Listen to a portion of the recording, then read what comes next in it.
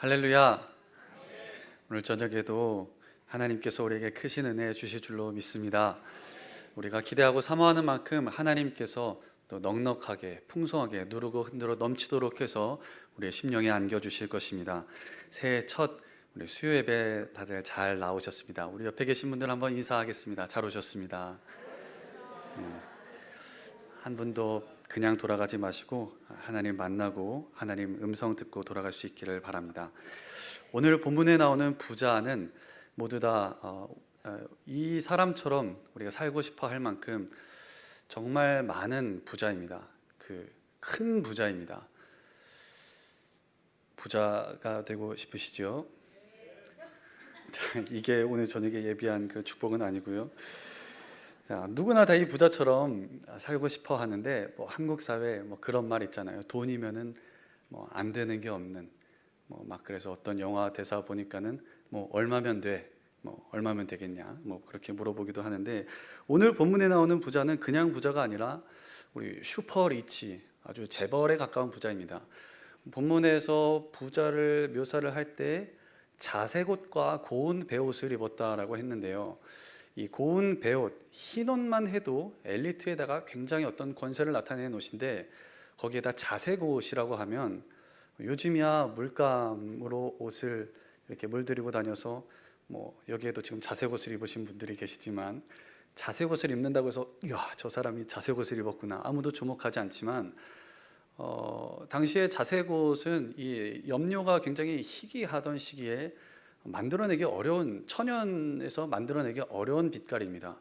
이거 한 벌 만들기가 굉장한 노력과 시간과 돈이 많이 들어가기 때문에 이거 한 벌을 이거를 맞추는 게 어렵기 때문에 거의 왕족들만 입을 수 있을 만한 그런 값진 옷인데 날마다 이 사람이 입는 게 고운 베옷 안에다가 입고 겉에다가 자색 옷을 입었다는 것은 아마 이 비유를 듣는 예수님의 청중들은 와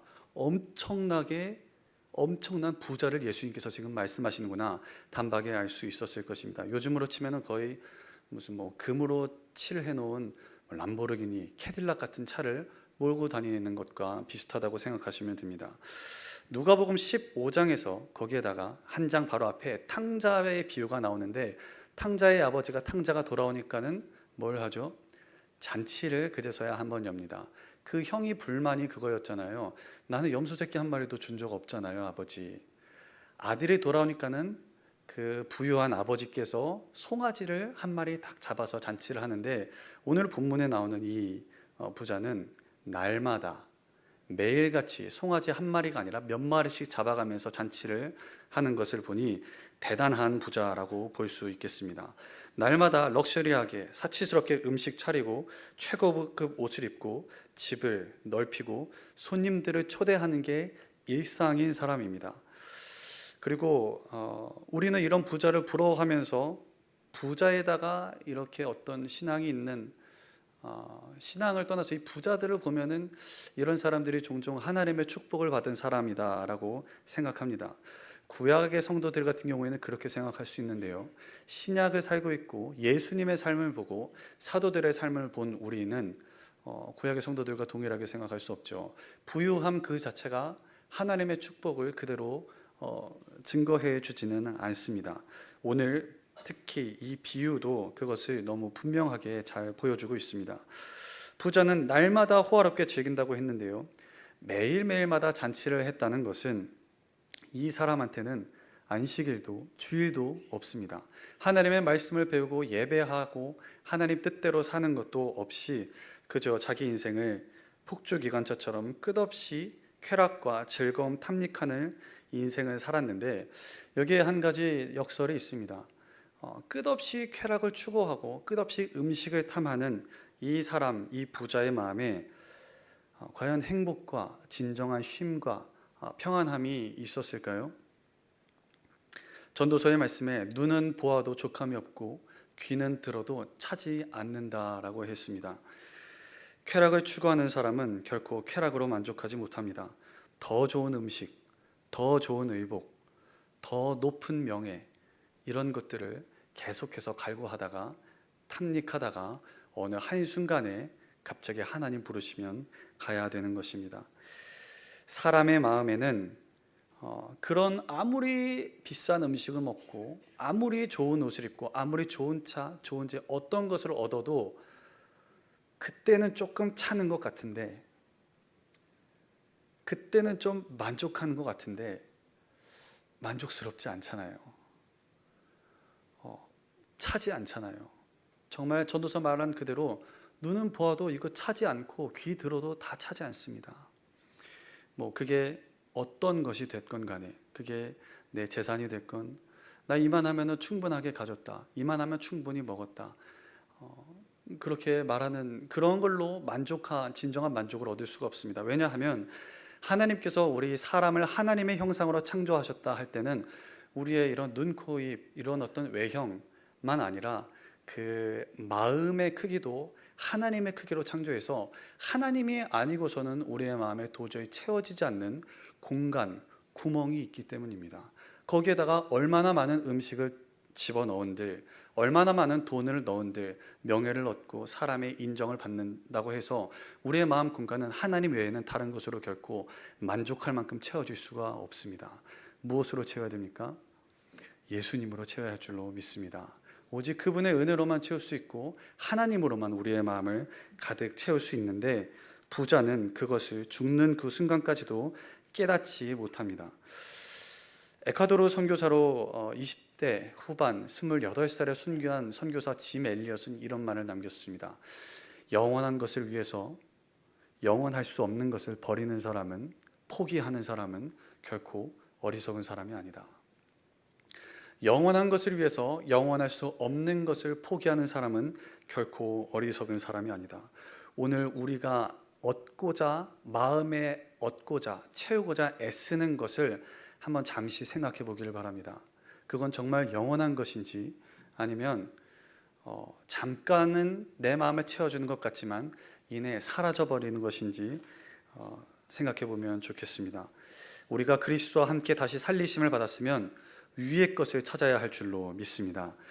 이제 그 앞에 대문에 살던 거지 나사로를 보겠습니다. 예수님께서 짤막하게 2절로 나사로를 소개하셨는데 인생 밑바닥도 이런 밑바닥 인생이 없습니다. 이 나사로는 정말 얼마나 짠하고 불쌍한지 모릅니다. 온몸이 헌대투성이입니다. 헌대라는 것은 상처가 헐어서 피부가 완전히 닳아지고 그 상처투성이, 종기가 안에서부터 올라오는 것을 말합니다. 그래서 온몸에 진물이 나고 성한 곳이 없습니다. 너무 아파서 스스로 걷지도 못했던 것 같아요. 그래서 사람들이 거기 보면은 누워 있다라고 했는데 누군가가 이 사람을 눕혀놨다는 수동태 형사로 기록되어 있습니다. 그러니까 사람들이 나사로를 들어다가 대문 앞에다가 새한글 성경에 보니까는 내팽개쳐 뒀다라고 되어 있습니다. 그 대문 앞에 쓰러지다시피 반쯤 누워 있는 나사로가 하루 종일 하는 게 뭐예요? 긍휼을 구하는 겁니다.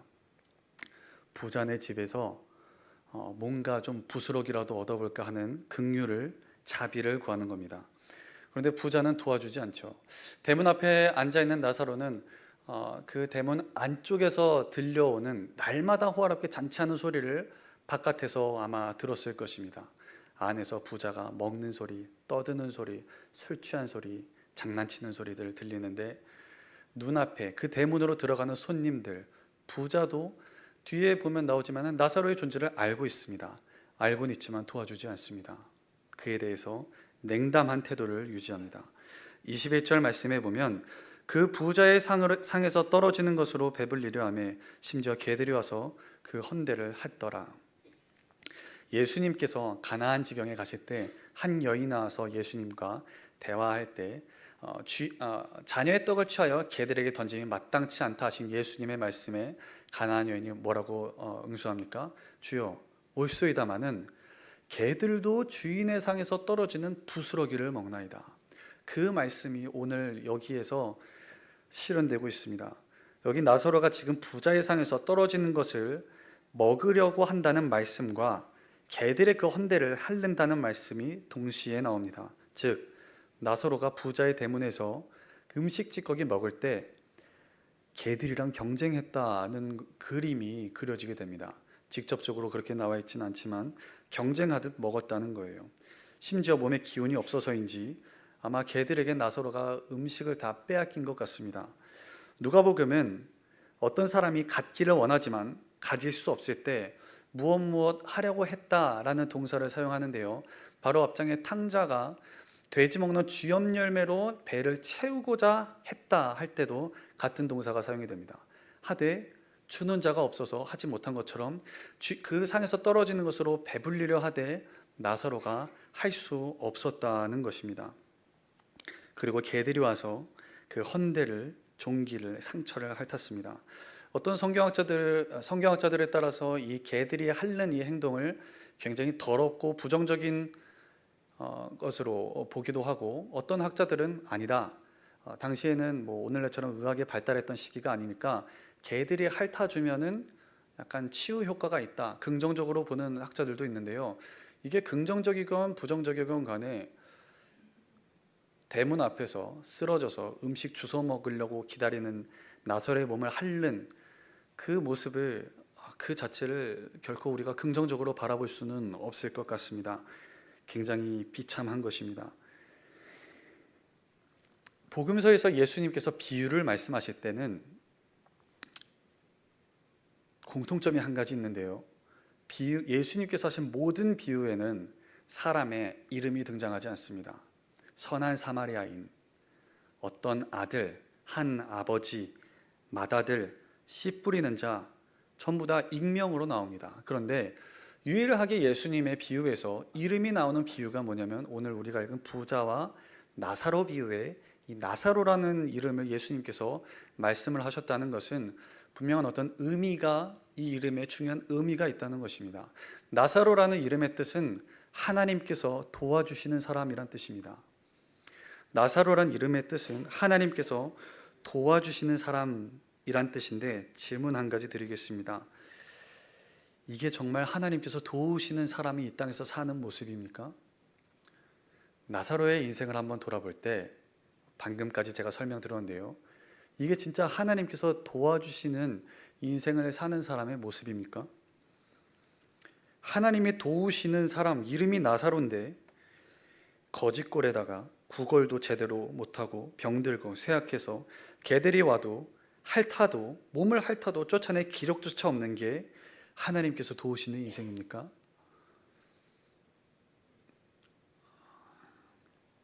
오히려 나사로의 인생은 하나님께서 마치 도와주지 않으시는 것처럼 보입니다. 지금은 돌아가신 아마존에서 선교 사역을 감당하신 허은석 선교사님이란 분이 있습니다. 2012년에 우리나라 선교상 중에 언더우드상이 있는데 그 상을 수상하실 만큼 탁월하게 잘 사역하신 분이신데요. 그분이 쓰신 내가 왕 바리새인입니다 라는 책에 보면 그분의 자서전적인 그런 기록과 자신이 묵상한 하나님에 대해서, 기도에 대해서 기록한 책인데요. 거기 보면 이분의 인생 말년에 하나님께서 암을 주십니다. 평생 주님의 부르심, 사명을 쫓아서 정말 이름도 없이 빛도 없이 그 검은 강이라는 아마존에 흐르는 강에다가 신학교 세우면서 그곳 주민들에게 복음 전해가면서 성경 번역해가면서 평생을 그렇게 사역했는데 그 말년에 암을 얻게 됐습니다. 더 기가 막힌 것은 그분이 암에 걸려서 암투병을 한다는 소식이 이제 들리니까는 그분을 부흥의 강사로 초청했던 교회들, 그분에게 후원했던 교회들이 후원도 끊고 강사 초청도 전화해서 정중하게 거절을 했습니다. 이유인즉 덕이 안 된다는 거예요. 평생 선교사님 그렇게 하나님 뜻대로 한다고 헌신했는데 그 결과로 지금 선교사님 그렇게 머리 밀고 쇠약해진 모습으로 거기에서 설교한다고 간증한다고 서 있으면, 걸렸다가도 암이 나아야 되는데 선교사로 나가면 암 걸렸다고 하니까는 죄송하지만 그 일정을 좀 취소했으면 좋겠습니다. 덕스럽지 못하다는 겁니다. 허 선교사님은 2013년에 암으로 소천하면서 하기 전에 이 과정을 겪으면서 하나님에게 엄청난 불평과 원망, 낙심, 절망한 그 그 기록을 그 기도를 하나님께 올려드리 하나님, 이게 뭡니까 도대체? 제가 주님을 위해서 평생을 헌신했는데 도대체 이게 뭡니까? 기도하는 가운데 선교사님께서는 이 암을 통해 거듭나지 않았다면 자기 자신이 그 자신의 신앙 업적, 자기 공로를 하나님한테 들이대면서 하나님을 원망하면서 삶을 마감했을 거라고 고백합니다. 그러나 이 말기암 때문에 자기 자신이 아무것도 남지 않은 앙상한 겨울 나무 같고 마른 뼈처럼 되고 나서야 자기 자아가 죽고 거듭났다며 이 암이야말로 하나님께서 주신 상이라고 고백합니다. 극심한 육체적 고통은 따랐지만 자아가 이 육체의 질병을 통해 완전히 뭉개지니 행복하다고 그 책에서 고백하고 있습니다. 본문 속의 나사로도 그렇습니다. 도대체 나사로가 어디를 봐서 하나님께서 도우시는 사람입니까? 그의 인생 어디에 하나님의 도우심이 보입니까? 오히려 부자야말로 하나님께서 도와주시는 사람, 축복받은 사람처럼 보이지 않습니까? 저는 어릴 때, 학생 때도 세상이 공평하다고 생각했습니다. 제가 고등학생 때 또 이 생각을 가지고 있었는데요. 제가 고등학교에 친했던 단짝 친구가 굉장히 공부를 잘했습니다. 3년 동안 전교 1등을 단 한 번도 놓치지 않았습니다. 전교 1등 단 한 번도 놓치지 않았고, 남자애들 사이에서는 보통 공부 잘하는 애들보다는 운동 잘하는 애들이 선망의 대상이 되곤 하는데 축구를 정말 기가 막히게 잘했습니다. 정말 뭐 한 명 걔 혼자서 공 잡으면 5명씩 제치고 갈 만큼 축구도 잘해, 공부도 잘해. 거기에다가 뭐 친구들도 많고, 그때 당시 고등학생이었는데 여자친구도 있었습니다. 저는 스스로 생각을 했는데, 제가 그 친구보다 더 나은 건 키가 더 큰 거랑, 어지간하면 저보다 고등학생 때도 키가 더 크긴 쉽지 않았습니다. 눈썹의 수치 좀 더 많다 정도였습니다. 그 친구가 눈썹 수치 많이 없었거든요. 저는 속으로 또 농담처럼 말하고 생각했습니다. 그래도 하나님은 공평하셔. 그 친구는 공부도 잘하고 축구도 잘하고 여자친구도 있지만 그래도 눈썹은 나에게 더 많이 주셨으니까 하나님은 공평하시다. 제가 드리고자 하는 말씀은, 인생이 이 공평이라는 게 평등하지는 않는 것 같습니다. 우리 기울어진 운동장이라는 말을 하는데요. 하나님께서 각 사람에게 주신 분량, 선물, 부모님, 가정, 국가, 지능, 건강, 재산 다 다릅니다. 어떤 사람은 5개 받았고요. 비유에서 말씀하신 것처럼 2달란트 받은 사람 있고 1달란트밖에 받지 못한 사람이 있습니다. 그리고 예수님께서는 너 얼마나 받았니? 왜 그것밖에 받지 못했니? 또한 충성한 종들의 특징이 뭡니까? 나는 이만큼 많이 받아서 좋습니다가 아니라 그걸 가지고 뭘 했느냐 하는 것이 더 중요합니다. 하나님께서 그런 점에서 우리의 인생 가운데 맡겨주신 것에 대해서 왜? 라고 질문하는 것은 지혜가 아닙니다. 하나님, 왜 저 사람은 저만큼 주시고, 왜 부자는 저렇게 자색 옷까지도 입게 해주시고 나는 이렇게 헌데투성입니까? 이렇게 하나님에게 묻는 것은 지혜가 아닙니다. 도리어 우리는 지금 하나님께서 지금 내 삶의 자리, 내가 지금 서 있는 이 가정, 내 자리에 나를 보내시고 나를 서게 하시고 나를 나게 하셨을 때 나는 무엇을 선택할 것이고 어떻게 살아갈 것인가 하는 것은 우리가 선택할 수 있습니다. 국가를 내가 선택할 수는 없죠. 부모님을 내가 선택할 수는 없죠. 지능, 건강, 어떤 면에서는 재산, 부유하게 되는 것조차도 내가 노력할 수도 있지만 그것도 내가 그렇게 한다고 해서만 되지 않습니다. 하나님께서 각 사람에게 주신 게 다 다른 것입니다.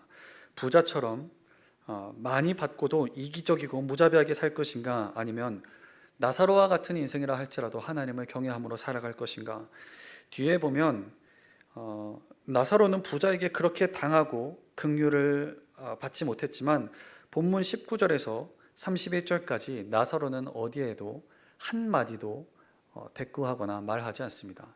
다만 잠잠히 온유하게 아브라함의 품에 안겨서 그 나사로를 보내주시고 여전히 심부름꾼을 취급을 당하는 그때에도 나사로는 그저 잠잠하게 가만히 있습니다.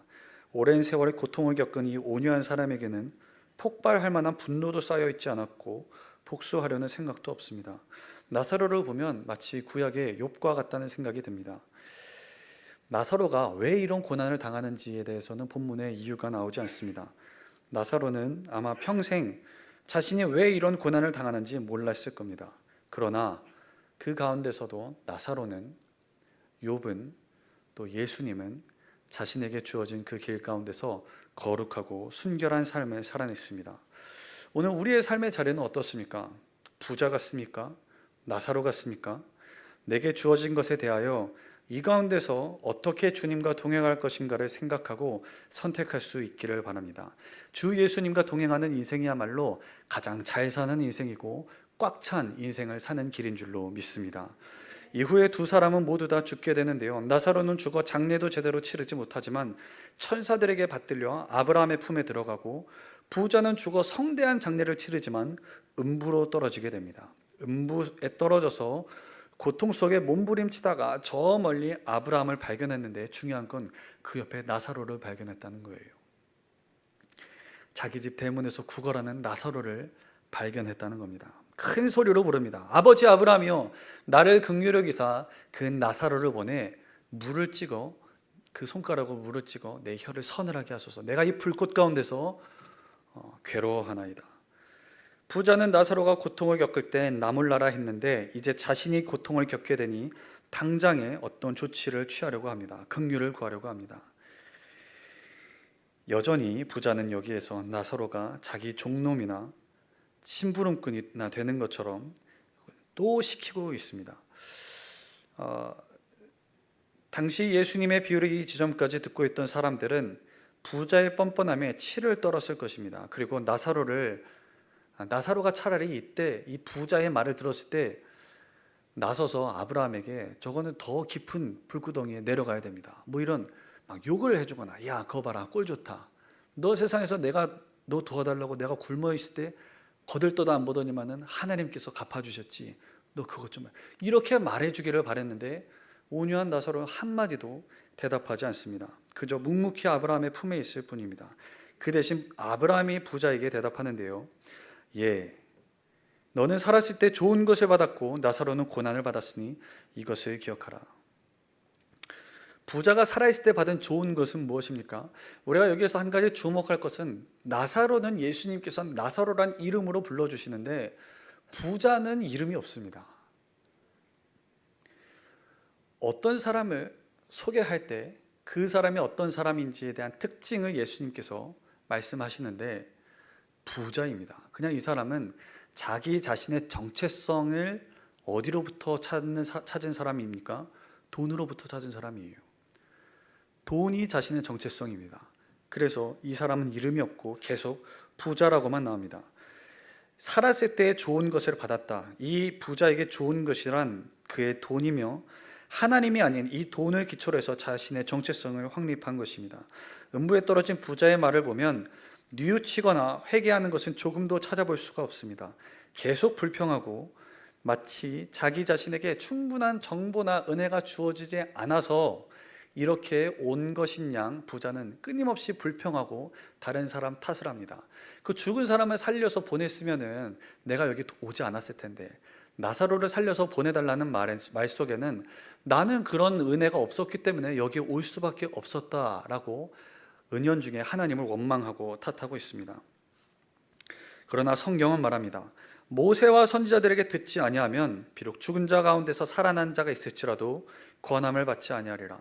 모세와 선지자란 성경을 말합니다.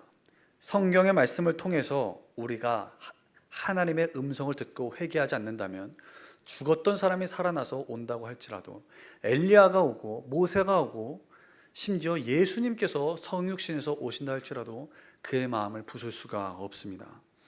이 말씀은 우리가 믿음을 갖는 데에는 이 하나님의 말씀만으로 충분하다는 것입니다. 복음이야말로 구원에 이르는 하나님의 능력입니다. 불신앙은 본질적으로 지식의 문제가 아니라 영적인 문제입니다. 그러므로 아무리 많은 증거, 기적, 지식을 갖춘다 할지라도 불신앙을 신앙으로 바꾸지 못합니다. 오직 하나님의 말씀에만 그렇게 할 수 있는 능력이 있습니다.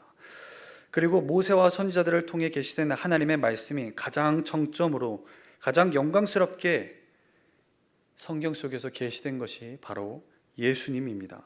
말씀이 육신이 되신 예수님을 통해서 이 말씀을 알 수 있는데, 오늘 이 비유를 말씀하신 예수님께서는 사실 비유 속의 부자보다도 훨씬 더 부유하신 분이시죠. 조금 더 부족함이 없으신 부유하신 분이십니다. 하지만 부유하신 예수님께서 나사로보다도 훨씬 더 비참하고 낮아지시는 데까지 처하셨습니다. 왜 그렇게 되셨습니까? 고린도후서 8장 9절 말씀입니다.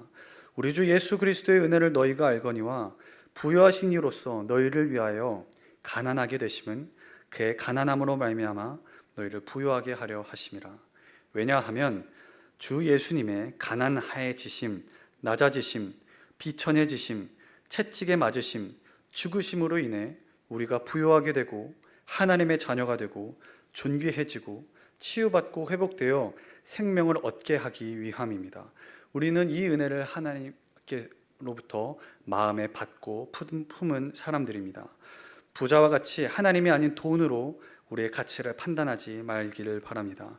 하나님이 아닌 다른 어떤 것으로도 우리의 마음을 가득 채울 수 없습니다. 오직 예수 그리스도를 충만히 소유하여 이 땅에서나 영원한 나라에서 기쁨과 감사가 넘치기를 바랍니다. 기도하겠습니다.